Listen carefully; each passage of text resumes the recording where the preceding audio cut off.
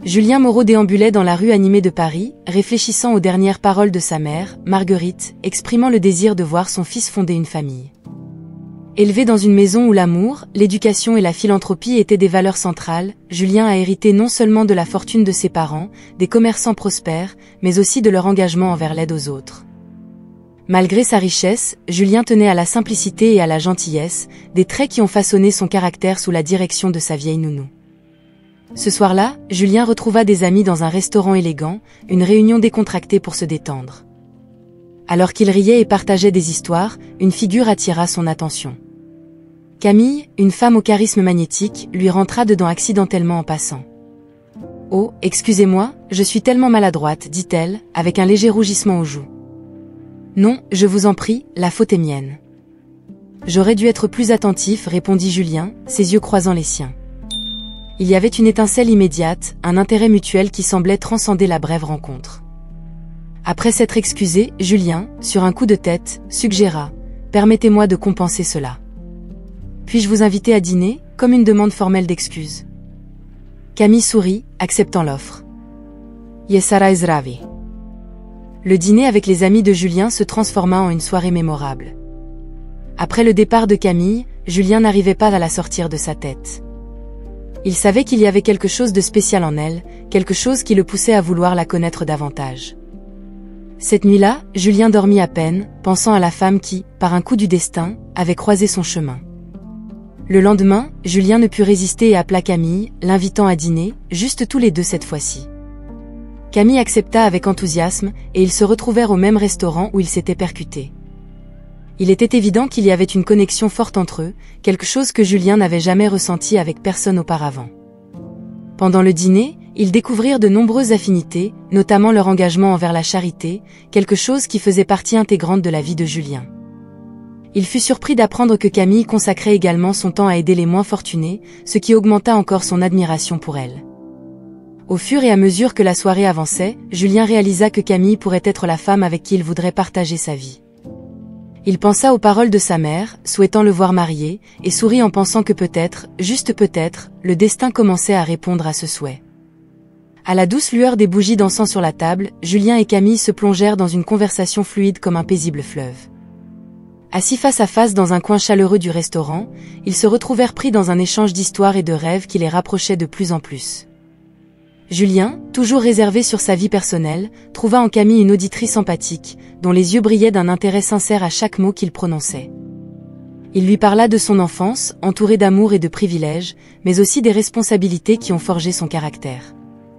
Camille, quant à elle, partagea des fragments de son propre parcours, révélant un esprit aventureux et une passion pour aider les autres qui égalait celle de Julien. Le thème de la charité était un terrain d'entente qui les rapprochait encore davantage. Camille parlait avec enthousiasme de son travail dans les orphelinats, décrivant en détail les projets qu'elle dirigeait pour améliorer la vie des enfants. Julien, impressionné, reconnut en elle non seulement la beauté extérieure, mais aussi une âme riche et compatissante. « C'est incroyable de trouver quelqu'un qui partage les mêmes valeurs », confessa Julien, son regard reflétant l'admiration qu'il ressentait. Camille sourit touchy. « Je crois que faire le bien est la vraie essence de la vie, dit-elle, et trouver quelqu'un qui comprend cela, c'est rare. » Tout au long du dîner, chaque révélation sur Camille remplissait Julien d'une certitude de plus en plus grande qu'elle était, en effet, très spéciale. Il fut enchanté non seulement par sa beauté et son intelligence, mais aussi par sa bonté et son dévouement à des causes plus grandes que soi. Quand la nuit prit fin, Julien ne voulait pas que le moment se termine. « Puis-je te revoir ?» demanda-t-il, hésitant mais plein d'espoir. La réponse de Camille fut un sourire radieux et un signe affirmatif qui envoya des vagues de joie dans le cœur de Julien.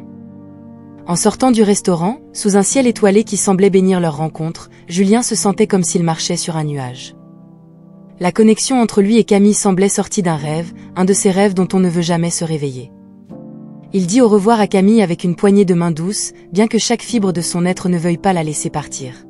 « À bientôt », dit-il, avec un sourire qui tentait de cacher à quel point il était déjà impatient pour le prochain rendez-vous. En rentrant chez lui, Julien réfléchissait à la soirée. Il était enchanté, totalement captivé par Camille. Dans son cœur, une lueur d'espoir brillait, l'espoir d'avoir enfin trouvé la femme avec qui il pourrait partager sa vie, ses rêves et sa passion pour faire une différence dans le monde. Cette nuit-là, Julien s'endormit avec un sourire aux lèvres, rêvant de l'avenir, un avenir qu'il espérait ardemment inclure Camille. Après des semaines d'affinité croissante et de rencontres mémorables, Julien sentit qu'il était temps de franchir une étape importante, présenter Camille à ses parents, Marguerite et Laurent Moreau. L'idée le remplissait d'un mélange d'anxiété et d'excitation. Il savait que ses parents, des personnes aux valeurs traditionnelles mais également ouvertes d'esprit, voulaient le voir heureux et bien accompagné. C'est pourquoi choisir le bon moment pour cette introduction semblait crucial. Un vendredi soir, Julien et Camille se dirigèrent vers la maison des Moreau, une belle résidence au cœur de Paris, où Marguerite et Laurent vivaient. Julien avait partagé avec Camille l'importance de cette rencontre, et bien qu'elle semblât calme et sereine, il pouvait percevoir une légère tension dans son expression, reflet de sa propre nervosité. Marguerite et Laurent accueillirent le couple avec une chaleur cordiale. Dès le début, Camille était à la hauteur de la situation.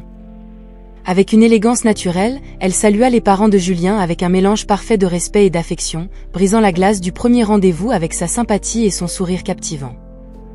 Le dîner fut servi dans la spacieuse salle à manger de la maison Moreau, où Marguerite avait préparé quelques-uns des plats préférés de Julien, créant ainsi une ambiance chaleureuse et familiale. Pendant le repas, Camille partagea des histoires de sa vie, ses projets de charité et sa passion pour faire une différence dans le monde, des sujets qui trouvèrent écho dans les cœurs de Marguerite et Laurent. La jeune femme parlait avec une passion sincère, illuminant la salle de son énergie et de sa conviction.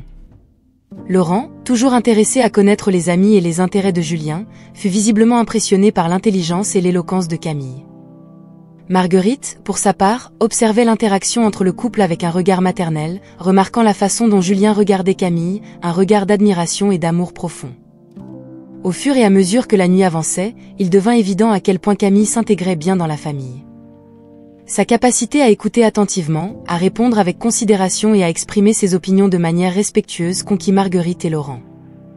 Le dîner, rempli de conversations animées, de rires et d'échanges d'expériences, confirma ce que Julien savait déjà, Camille était, en effet, la femme avec qui il voulait partager sa vie.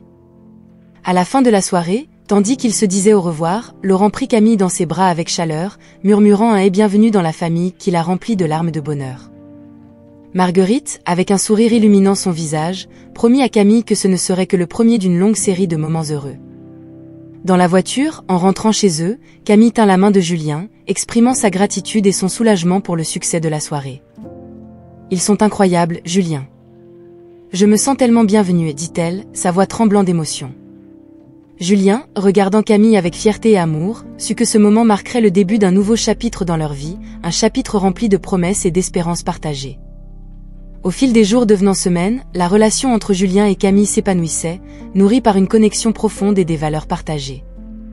Ils se retrouvaient souvent, chaque rencontre renforçant le lien qui les unissait.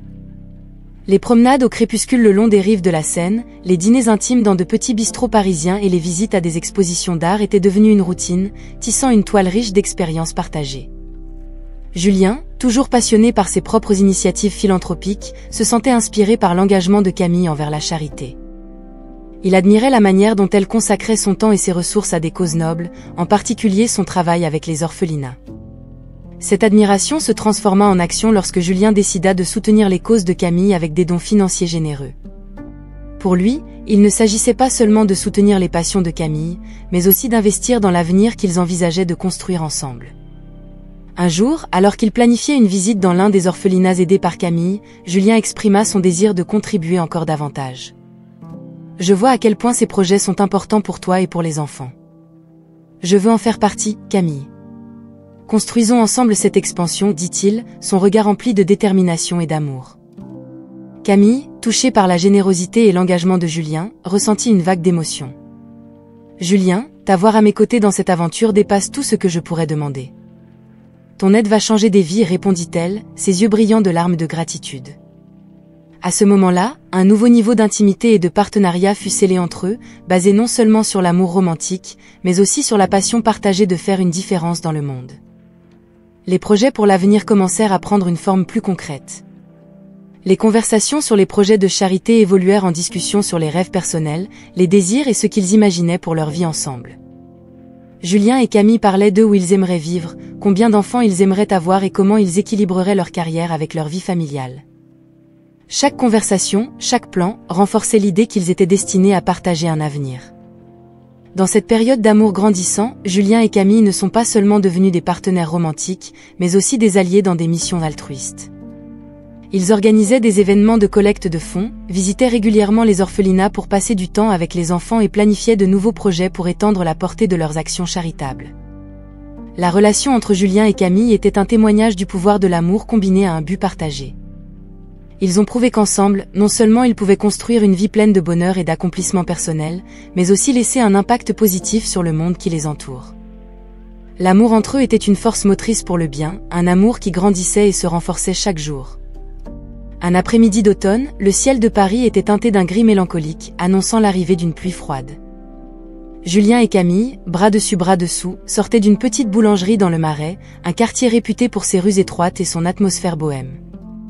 Ils riaient et partageaient un croissant, immergés dans une bulle de bonheur qui semblait les entourer depuis le début de leur relation.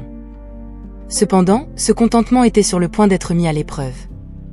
Alors qu'ils approchaient de la voiture de Julien, un homme négligé et visiblement dans le besoin s'approcha d'eux avec hésitation. « S'il vous plaît, pourriez-vous m'aider avec un peu de monnaie ? » « J'ai faim » dit l'homme, sa voix basse et tremblante. Avant que Julien puisse répondre, Camille, avec une rapidité surprenante, l'entraîna loin de là, murmurant un nom de ferme et impatient.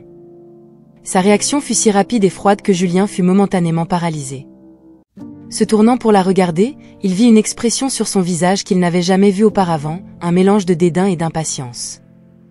Plus tard, alors qu'il rentrait à la maison sous la pluie qui commençait à tomber, Julien ne pouvait pas chasser l'incident de son esprit. « Tu vas bien ? » Tu semblais un peu dur avec cet homme, osa-t-il, choisissant ses mots avec soin. Camille soupira, une ombre de malaise traversant son visage. « Je sais, désolé. Il m'a juste prise par surprise. » « Normalement, je ne réagis pas comme ça, expliqua-t-elle, essayant de sourire, mais il y avait une tension dans sa voix que Julien ne pouvait ignorer. Nos jours qui ont suivi, Julien a commencé à remarquer de petites incohérences dans les récits de Camille. Les détails sur ses visites aux orphelinats et les projets qu'elle prétendait diriger ne concordaient pas. Lorsqu'il lui posait des questions sur ces disparités, ses réponses étaient vagues ou évasives, renforçant ses soupçons. Le doute s'est enraciné dans le cœur de Julien. Il s'est retrouvé confronté à la possibilité que la femme qu'il aimait ne soit pas celle qu'il pensait. Animé par un mélange de préoccupation et du besoin de comprendre, Julien a décidé d'enquêter sur les prétendues donations de Camille aux orphelinats. En appelant discrètement certains des orphelinats avec lesquels Camille prétendait avoir des partenariats, Julien a demandé des informations sur les dons. À sa surprise et à son désarroi, plusieurs administrateurs ont informé qu'ils n'avaient aucun enregistrement de contribution au nom de Camille ou des initiatives spécifiques qu'elle avait mentionnées. Chaque appel laissait Julien plus confus et déçu. La différence entre l'image que Camille projetait d'elle-même et la réalité qu'il commençait à découvrir était déconcertante. Julien savait qu'il devrait la confronter, mais l'idée remplissait son cœur d'une profonde tristesse. La confiance qu'il avait placée en elle était ébranlée, et il se demandait si la base de leur relation était aussi solide qu'il le croyait, ou si, d'une manière ou d'une autre, il s'était laissé aveugler par l'amour. Après les découvertes troublantes sur les prétendues donations de Camille, Julien se sentait partagé entre la loyauté et le besoin de chercher la vérité. Le doute s'était profondément installé, le poussant à décider d'engager un détective privé, Élodie, une professionnelle recommandée par un ami de confiance. Élodie avait une réputation impeccable pour sa discrétion et son efficacité, des caractéristiques que Julien appréciait dans ce moment délicat. Un après-midi gris, Julien rencontra Élodie dans un café discret, loin des regards curieux. Il lui expliqua la situation, exprimant son malaise à remettre en question le caractère de Camille, mais soulignant la nécessité de dissiper ses doutes. Élodie écouta attentivement, assurant à Julien que son approche serait subtile et professionnelle. « La vérité, quelle qu'elle soit, trouve toujours un chemin pour se révéler, lui dit-elle, lui offrant un regard de compréhension. Dans le cadre de son enquête, Élodie suggéra un test pour évaluer la réaction de Camille aux situations inattendues. Julien, bien qu'hésitant, accepta un plan qui les placerait dans une position pour observer le comportement de Camille sans qu'elle le sache. Se déguiser en mendiant et l'aborder directement semblait une façon directe, bien que dérangeante, de tester sa sincérité et son empathie, des traits qu'elle avait toujours affirmé posséder. Le lendemain, le cœur lourd, Julien se soumit à une transformation sous la supervision d'Élodie et de son équipe. Vêtu de vêtements usés et maquillé pour paraître plus vieux et méconnaissable, il prit la place d'un mendiant dans une rue animée où il savait que Camille passerait. L'idée le tourmentait profondément, mais le besoin de découvrir la vérité sur la femme qu'il aimait surpassait tout autre sentiment. Quand Camille est enfin apparue, marchant rapidement vers un rendez-vous, Julien, le cœur battant fort, s'est approché d'elle, tendant la main et demandant de l'aide d'une voix tremblante. La réaction de Camille a été immédiate et tranchante. « Éloigne-toi de moi », dit-elle avec un regard de dédain, sans même le regarder. Elle a continué son chemin, laissant Julien là, la main toujours tendue, le cœur brisé par la froideur de sa réaction. Julien est resté sur le trottoir pendant un long moment après le départ de Camille, ressentant un mélange de tristesse et de désillusion. Les soupçons d'Élodie s'étaient confirmés de manière douloureuse. L'homme qu'il avait déguisé pour tester était en fait lui-même, révélant un aspect de sa partenaire qu'il n'avait jamais imaginé exister. Revenant à l'endroit où ils avaient convenu de se retrouver, Julien rencontra Élodie, qui avait observé la scène de loin. « J'ai vu ce qui s'est passé », dit-elle doucement, lui offrant un regard mêlant sympathie et professionnalisme. Continuons l'enquête et rassemblons toutes les informations nécessaires. Tu mérites la vérité, Julien. Cette rencontre désagréable dans la rue a non seulement renforcé les doutes de Julien sur Camille, mais l'a aussi poussé à chercher des réponses définitives sur qui elle était vraiment. Ce qui avait commencé comme une histoire d'amour se transformait en un mystère que Julien était déterminé à résoudre, coûte que coûte. Après la rencontre désolante déguisée en mendiant, Julien attendait avec impatience des nouvelles d'Élodie. La détective s'était engagée à approfondir l'enquête sur Camille, fouillant non seulement les prétendues donations aux orphelinats, mais aussi plongeant dans le passé et la situation financière que Camille prétendait avoir. L'attente était torturante, chaque minute s'étirant comme des heures, tandis que Julien luttait contre la marée d'émotions qui menaçait de l'engloutir, doute, trahison, et un espoir mourant que tout cela ne soit qu'un énorme malentendu. Quand enfin le rendez-vous avec Élodie fut fixé, Julien ressentit une boule au ventre. Ils se sont rencontrés dans un café discret, loin des regards curieux, un lieu qui commençait à devenir synonyme de révélations inconfortables. Sans détour, Élodie a présenté ses découvertes, et chaque mot était un coup de poignard dans l'estomac de Julien. « Julien, j'ai vérifié avec tous les orphelinats répertoriés dans les projets que Camille a mentionnés », a commencé Élodie, sa voix calme contrastant avec la gravité de ses mots. Aucun d'eux n'a reçu de dons ou n'a eu de contact avec Camille ou les organisations qu'elle prétend représenter. Le silence qui a suivi était lourd, chargé de la réalité des mots d'Élodie. Mais les révélations ne s'arrêtaient pas là. Élodie a continué, détaillant ses découvertes sur le passé de Camille. J'ai également enquêté sur la situation financière et l'arrière-plan familial que Camille t'a partagé. Il semble que la réalité soit bien différente. Sa famille ne possède pas la richesse qu'elle a prétendue, et il y a une série d'incohérences dans son histoire personnelle et professionnelle. Julien écoutait, chaque mot d'Élodie l'enfonçant plus profondément dans un mélange d'incrédulité et de douleur. La Camille qu'il connaissait, ou pensait connaître, se décomposait devant ses yeux, remplacée par une étrangère dont il savait très peu de choses. La trahison était plus profonde que le mensonge, c'était la désolation de découvrir que la base de leur relation, construite sur la confiance et l'admiration mutuelle, était une illusion. « Yeah !» Je ne sais pas quoi dire, murmura enfin Julien, la voix tremblante d'émotion. Je lui ai fait confiance, Élodie. Je l'aimais. La détective posa sa main sur la sienne en signe de solidarité. Je suis désolée, Julien. Mon travail est de mettre la vérité à jour, aussi douloureuse soit-elle. Ce que tu décides de faire avec ces informations te revient, mais sache que tu mérites quelqu'un d'honnête et de sincère avec toi. Les révélations d'Élodie ont jeté une longue ombre sur ce que Julien tenait pour acquis à propos de Camille et d'eux. Le chemin à parcourir était incertain, mais une chose était claire, confronter Camille avec les découvertes était devenu inévitable. Julien savait que la prochaine étape serait la plus difficile de toutes, mais elle était nécessaire pour clore ce chapitre douloureux de sa vie et peut-être commencer à guérir. Déterminé mais le cœur lourd, Julien fixa un rendez-vous avec Camille, estimant qu'il était temps d'affronter la vérité, aussi douloureuse soit-elle. Il choisit un endroit calme, un parc peu fréquenté au crépuscule, où il pourrait discuter sans interruption. L'idée de se déguiser à nouveau n'était pas seulement une stratégie pour la prendre au dépourvu, mais aussi un moyen d'observer sa réaction initiale sans le masque de l'attente. Revêtant à nouveau des vêtements usés et le maquillage qui modifiait son apparence, Julien arriva tôt sur le lieu convenu, le cœur battant fort dans sa poitrine. Assis sur un banc, il vit Camille s'approcher, sa démarche confiante et insouciante contrastant avec la tempête émotionnelle qu'il affrontait lui-même. Quand Camille passa près de lui, Julien l'appela par son nom d'une voix rauque. Elle s'arrêta et le regarda avec une légère irritation, ne reconnaissant visiblement pas l'homme devant elle. « Que veux-tu » demanda-t-elle, l'impatience tintant sa voix. C'est à ce moment que Julien se leva, la regardant droit dans les yeux. Avec un geste déterminé, il enleva son chapeau et effaça une partie du maquillage, révélant sa véritable identité.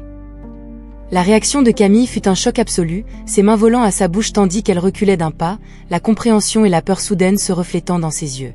« Julian ? Mais, comment ? Pourquoi ?» bafouilla-t-elle, clairement désorientée par la révélation. « Je devais savoir, Camille. Je devais voir par moi-même, dit Julien, sa voix ferme mais empreinte de tristesse. Élodie m'a tout dit. Sur les dons, sur ton passé, sur qui tu es vraiment. Je devais t'entendre. Pourquoi as-tu menti ? Confrontée et acculée, Camille s'effondra, les larmes commençant à couler librement sur son visage. J'avais peur, commença-t-elle, sanglotant entre les mots. Peur que tu ne me veuilles pas si tu connaissais la vérité sur ma famille, sur ma situation financière. J'ai inventé ces histoires, ces dons, c'était une façon de me rendre meilleure à tes yeux, plus comme toi. Julien écoutait, chaque mot d'elle le blessant plus profondément. La trahison était une chose, mais la révélation des intentions derrière était tout autre. Et la manière dont tu as traité cet homme, comment tu m'as traité quand j'étais déguisée, c'était aussi un mensonge, demanda-t-il, la douleur dans sa voix indéniable. Camille baissa la tête, honteuse. Non, ça, c'était un moment de faiblesse. Je suis désolée, Julien, vraiment. Je n'ai jamais voulu te faire du mal. Le silence qui suivit était chargé de désillusion et de tristesse. Julien regarda la femme devant lui, réalisant à quel point elle lui était étrangère maintenant. Je t'ai cru, Camille. J'ai aimé la personne que je pensais que tu étais. Mais cette personne n'existe pas, dit-il enfin, sa décision prise. Se retournant, Julien laissa Camille derrière lui dans le parc, chaque pas l'éloignant davantage de la douleur et de la trahison. La confrontation avait mis la vérité à jour, mais aussi mis fin à un chapitre de sa vie qu'il souhaitait maintenant oublier. En marchant sous le ciel qui s'assombrissait, Julien ressentait un mélange de soulagement et de profonde tristesse.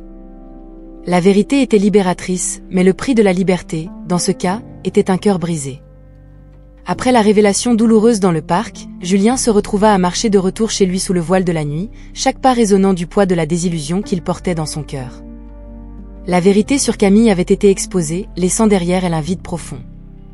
La relation qu'il pensait être construite sur la confiance et l'amour mutuel s'était en réalité fondée sur des mensonges et des tromperies. Dans les jours qui suivirent, Julien se retrouva dans une lutte constante pour surmonter la trahison. Les souvenirs des moments qu'ils avaient partagés, autrefois source de joie, ne servaient désormais que de rappel douloureux de la réalité qu'il refusait de voir. Le processus de guérison semblait insurmontable, chaque tentative de continuer étant sapée par la trahison qu'il ressentait. C'est pendant cette période turbulente que la famille de Julien et Élodie devinrent ses piliers de soutien. Marguerite et Laurent, toujours attentifs au bien-être de leur fils, remarquèrent le changement dans son comportement et l'entourèrent d'amour et de préoccupation. Ils offrirent des paroles de réconfort et une oreille attentive, permettant à Julien d'exprimer sa douleur sans jugement. « Julien, mon cher, c'est dans des moments comme ceux-ci que nous devons nous rappeler qui nous sommes vraiment, » dit Marguerite un soir, alors qu'ils étaient assis ensemble dans le salon, la lumière douce créant une atmosphère chaleureuse. « Tu es fort, gentil et plein d'amour à donner.